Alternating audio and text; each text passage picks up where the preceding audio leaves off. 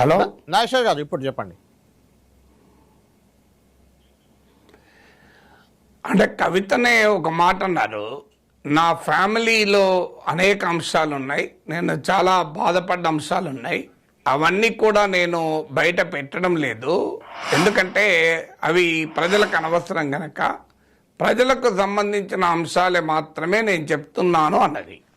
కానీ రియాలిటీలో ఇందులో ప్రజలకు సంబంధించిన అంశం ఏమీ కనిపించలేదు.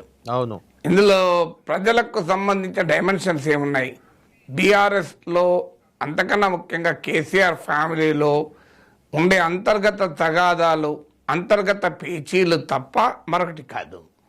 సో దానివల్ల ప్రతిపక్షాలకు ప్రత్యర్థులకు ఇచ్చిన ప్రతిపక్షాలు ఇప్పుడు బీఆర్ఎస్ కూడా ప్రతిపక్షాలు ఉంది కనుక ప్రత్యర్థులకు ఇచ్చినటువంటి ఆయుధం ఏంటంటే మీరు దోచుకున్న దాంట్లో పంచుకోవడంలో మీకు పంచాయతీ ఉంది అని వాళ్ళు అనడానికి ఒక ఆస్కారాన్ని, అవకాశాన్ని ఇస్తున్నారు.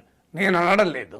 అందువల్ల ఇది ఫ్యామిలీ డిస్ప్యూట్గా పార్టీ ఇంటర్నల్ డిస్ప్యూట్ను రచ్చకెక్కించి బయట చెప్పుకున్నట్టే ఉంది తప్ప పబ్లిక్ ఇష్యూ ఏముంది అందులో పొలిటికల్ టోన్ కవిత ప్రెస్ కాన్ఫరెన్స్లో లేదు. ఆమె చెప్పినప్పుడేమో నేను ప్రజలకు సంబంధించిన అంశాలు, పొలిటికల్ అంశాలు చెప్తున్నాను అన్నారు. కానీ ఇది ఓవరాల్గా పర్సనల్ అంశాలు, ఏదైనా ఆమె ఫ్యామిలీకి సంబంధించిన లేదా పార్టీలోని ఇంటర్నల్ అంశాలు.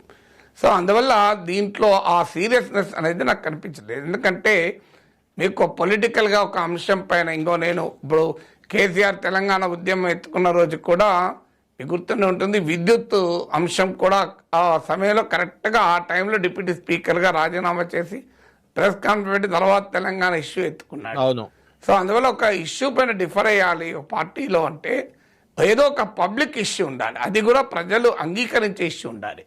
ఇది మొదటిగా లోపం కనబడుతుంది. రెండవది హరీష్ రావు, సంతోష్ రావులు సర్వం చేశారు కేసీఆర్ కేటీఆర్లను మోసం చేస్తున్నారని.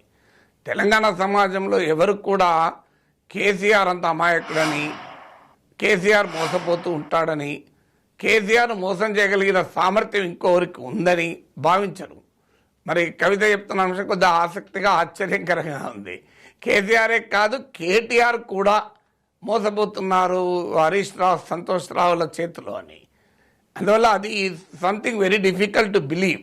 ఎందుకంటే కేసీఆర్కున్న స్టెమినా, స్టేచరు, ఆయన పర్సనల్ పొలిటికల్ ప్రొఫైలు తెలిసిన ఎవరు కూడా అనుకోరు.